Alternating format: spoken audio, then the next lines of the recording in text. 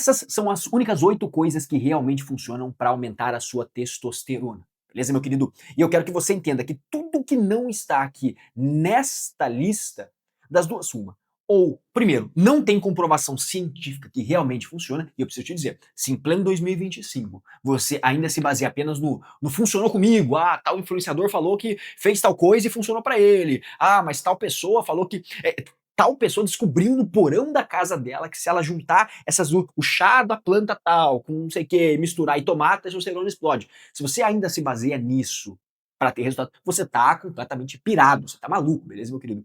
Então, se não tem comprovação científica minimamente robusta, não estará aqui, tá? Outro ponto, segundo elemento, não estará aqui se aquilo não aumentar de forma crônica ou relevante. Tá? Então, se for uma atitude isolada que causa um pequeno aumento pontual e que você não consegue ficar replicando isso todos os dias, enfim, replicando isso de forma consistente para que o resultado se estabilize, também não vai estar aqui. Ou se não aumenta de forma relevante. Vou te dar um exemplo. Tá? A pesquisadora chamada Amy Cuddy, ela verificou que se homens ficarem na posição que ela chama de power pose, né? Aquela posição com as mãos na cintura, peito estufado, olhar altivo, uma posição de imponência, por 2 minutos, a testosterona desses caras aumentava em até 20%, tá? Beleza, me parece um ótimo achado, que maravilha, então vamos todos ficar nessa posição aqui. O problema é que quando você para de fazer essa posição, a testosterona volta para níveis normais, pô. E a grande questão é, você vai ficar o dia inteiro fazendo essa posição, que vai ficar o dia inteiro na sua casa aqui, ó, sim, para ter a testosterona mais alta? Não faz nenhum sentido isso. Tá? Então, novamente, aquilo que não aumenta de forma crônica ou não aumenta de forma relevante também, não estará aqui. Maravilha? Vamos para o primeiro item da nossa lista aqui, cara, que é o seu percentual de gordura, certo? Então, enquanto muita gente acha que a gordura ela é só um tecido morto no corpo, muito pelo contrário. Então, a gordura ela também funciona como glândula endócrina, secretando uma série de hormônios para nós, tá? E qual que é a grande questão aqui? A gente quer manter o percentual de gordura entre 10 e 20%. Menos do que 10% você vai ter um prejuízo na produção de testosterona e mais do que 20% você também vai ter um prejuízo nessa produção e, ainda com um agravante, você pode ainda converter aquele pouco de testosterona que você já produziu ou pelo menos alguma quantidade, em estradiol, o que também não vai ser o que a gente quer, né? A gente não vai querer fazer essa conversão. Então mantenha o seu percentual de gordura entre 10 e 20%. Maravilha? O segundo item da nossa lista aqui, cara, é o seguinte, é o sono, tá? Eu sei que parece clichê, eu sei que parece batido, você já ouviu isso em diversos lugares, e por isso, eu te digo, essa aqui é uma das melhores formas de você aumentar sua testosterona. Quando a gente está falando de sono, cara, a gente está falando que foi observada uma queda de 15 a 20% em homens que dormiam menos de 5 horas por noite. E eu vou além. Mais do que só olhar para a quantidade, porque a gente sabe que tem que dormir ali de 7 a 9 horas por noite, a gente sabe o quão importante é isso, enfim, não cabe nesse vídeo aqui falar só sobre sono. Inclusive já tem um vídeo aqui no canal falando a relação entre sono e testosterona com muito mais detalhes, se você quiser depois maratone o canal que você vai encontrar tudo isso aqui, tá? Qual que é a grande questão?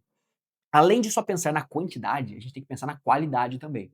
Então, quando eu digo qualidade do sono, eu quero dizer, durante o seu sono, você passa por uma série de fases, tá? A arquitetura do sono, ela compõe diversas e diversas fases no sono. Então, você passa pela fase do sono leve, passa pela fase do sono profundo, sono REM, e vai alternando entre elas ao longo da noite. Cada fase tem um propósito específico, ela tá lá por algum motivo, tá? O sono profundo, ele vai te ajudar na limpeza mecânica mesmo do teu cérebro. Então, ao longo do dia, você vai tendo sinapses, você vai tendo ligações neuronais ali que vão gerando resíduos, pequenos resíduos. Imagina uma fábrica onde você tem uma série de trabalhadores ali com tornos e fresas mecânicas manuseando metais, tá? E aí você passa nessa fábrica ao longo do dia e você vai vendo que o chão vai ficando sujo. Por quê? Porque esses metais vão deixando resíduos ali no chão. E de noite vem a equipe de limpeza e limpa tudo. A mesma coisa acontece com o teu cérebro, tá? Então a fase do sono profundo ela é importantíssima para que você possa descansar, mas mais do que só isso, ela regula uma série de outros hormônios também, tá?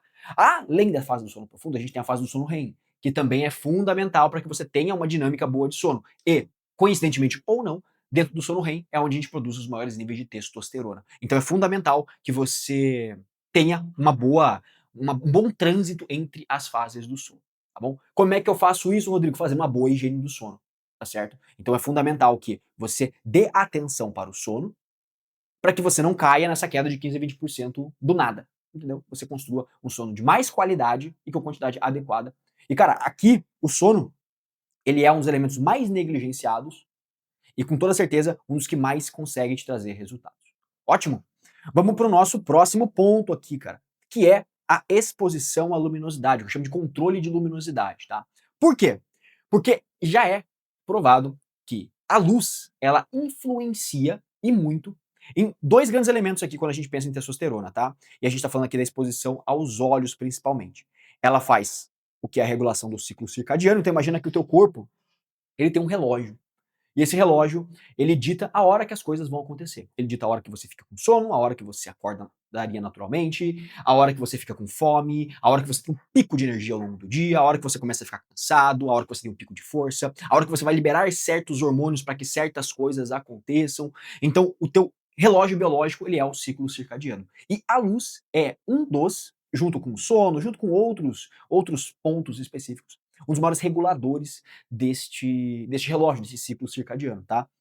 Quando você faz uma boa exposição à luminosidade, o que significa isso? Vamos lá, você se mantém ao longo do dia todo expondo os seus olhos, tá? Não, claro, não de forma direta, não é para você olhar para o sol, por exemplo, né? Mas você expõe os seus olhos à luminosidade solar, você dá mais informação para o seu corpo para ele poder fazer essa regulação. Logo, quando você acorda e você também expõe-se a esses primeiros raios da manhã, que são ricos em luz azul, que vão bloquear a produção de melatonina e vão te dar mais disposição ao longo do dia, isso faz uma diferença danada para você regular o seu ciclo circadiano. Assim como ao final da noite, você evita a exposição aos raios de luz azul, que não vão estar mais no sol, porque o sol já se pôs, mas eles vão estar sendo emitidos pelo computador, pela televisão, pelo celular, pela lâmpada que você tem em casa muitas vezes. E aí, muitas vezes, vale a pena você, até com elementos externos, como por exemplo esse óculos aqui que eu tenho, tá? Que bloqueia os raios de luz azul. Então aqui, com esse óculos aqui, eu consigo fazer o bloqueio desses raios e não tem os problemas, os malefícios que envolvem essa desregulação do ciclo circadiano, essa exposição excessiva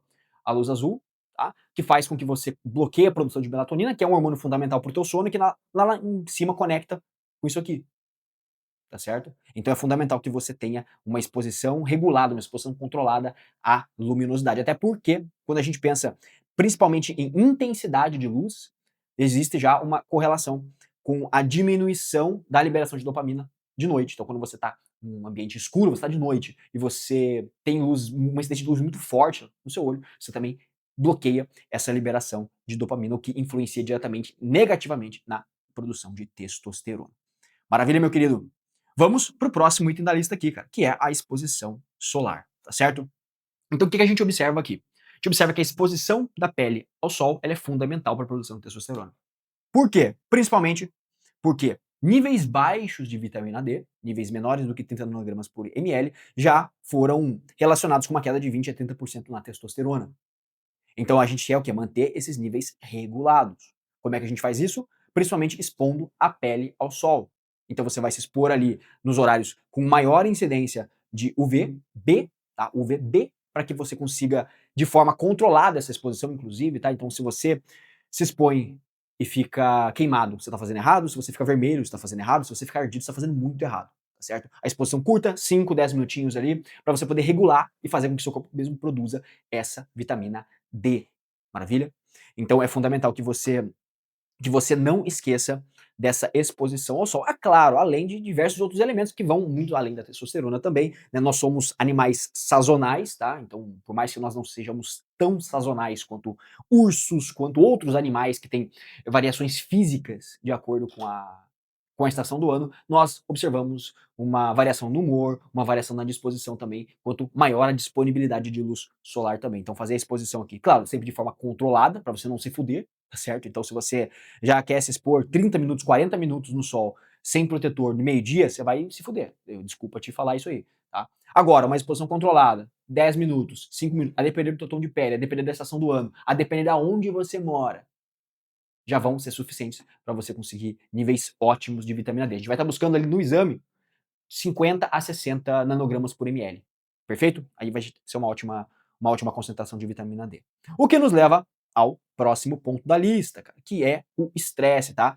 E, cara, o controle de estresse, é claro, quando a gente fala de estresse aqui, eu quero correlacionar com você direto com o cortisol, tá certo?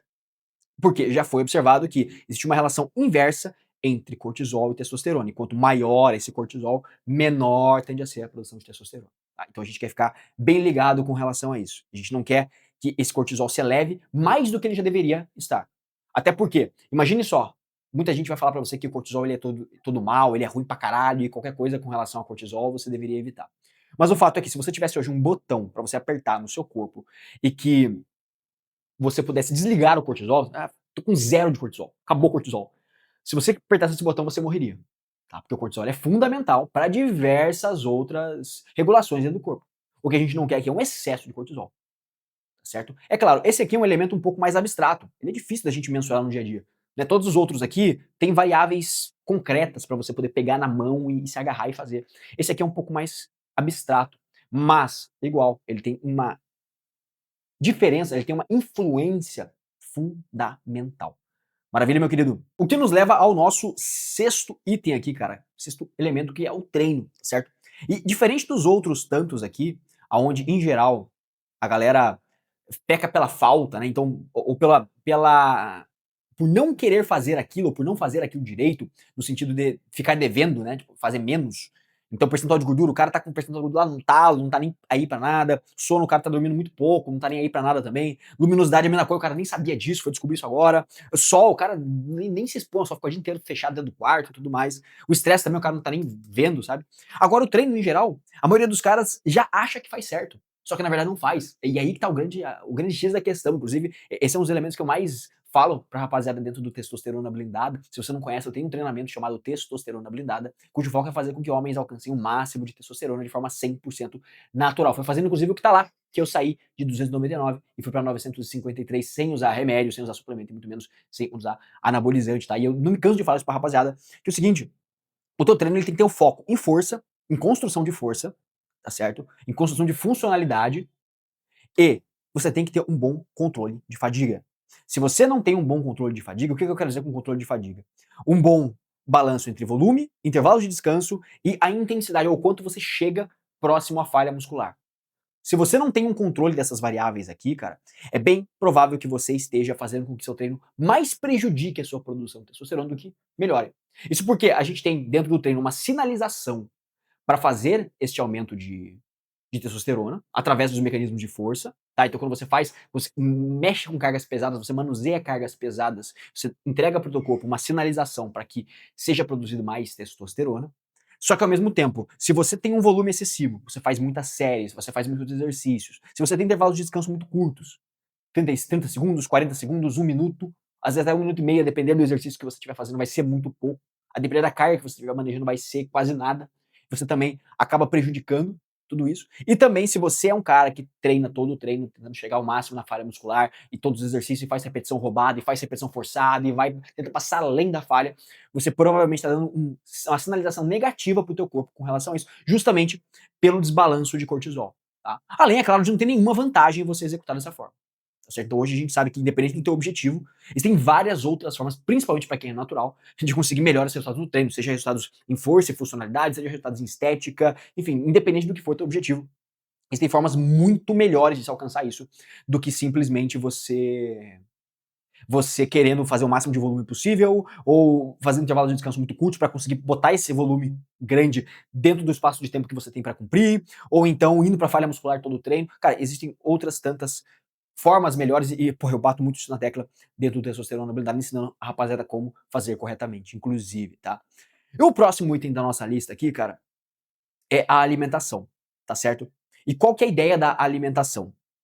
Aqui a gente tá falando principalmente no consumo de gorduras maior do que 1 grama por quilo de peso corporal. De 1 grama a 1,2. Não precisa também mais do que isso, tá? Então você vai ver em muitos lugares, muita gente falando, você tem que comer só gordura e carboidrato faz mal para tua testosterona. Sendo que na verdade não. Então também já é observado que uma dieta com baixíssimo nível de carboidrato também vai prejudicar a sua produção de testosterona.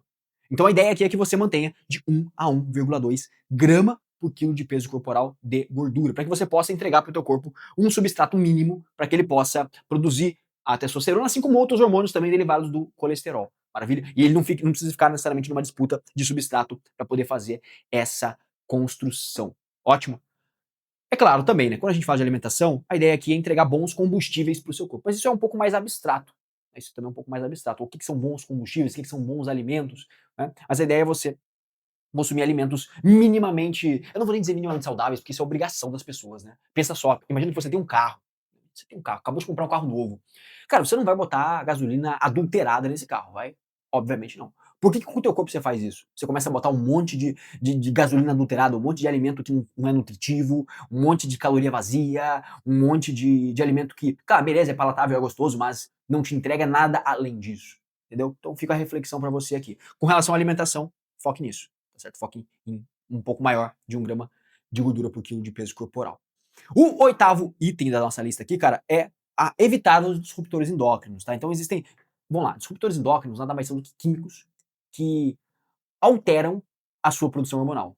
Eles, em teoria, podem alterar para o bem ou para o mal, né? Tem alguns disruptores endócrinos que alterarão para o bem, outros que alterarão para o mal. O que a gente quer aqui é evitar aqueles que vão alterar para baixo, que vão puxar para baixo a sua testosterona, tá certo? E aqui, como exemplo, a gente tem, cara, BPA, fitalatos, microplástico, parabenos, que vão estar presentes, enfim, em sabonetes, hidratantes cosméticos, no próprio plástico, por assim dizer, quando você esquenta ele no micro-ondas, que seja, ou enfim, você manuseia ele com altas temperaturas, muitas vezes até nas roupas que você veste. Cara, enfim, aí são inúmeras questões. Cara, a gente pode estar falando também de contaminação por metais pesados na comida que você come. Cara, aí a gente tá falando na água. Enfim, aí a gente abre um buraco de minhoca aí e cabe um outro vídeo aqui infinito sobre isso, tá? Mas o fato é que existem alguns elementos que vão prejudicar a sua produção de testosterona, tá certo? E, cara, esse daqui, antes de eu entrar nos extras, né? Vai ter um extra aqui pra nós. Mas antes disso, eu quero que você olhe para todos esses daqui, todos esses elementos, tá? E perceba, meu querido, que na verdade não tem nenhum segredo oculto, nada extremamente secreto, não, cara. A grande questão são coisas que você já deveria estar fazendo, mas que por algum motivo você ainda não está fazendo isso. Por algum motivo, você não está fazendo porra nenhuma disso aqui. O fato é que quando a gente fala de testosterona de forma natural, a gente tá.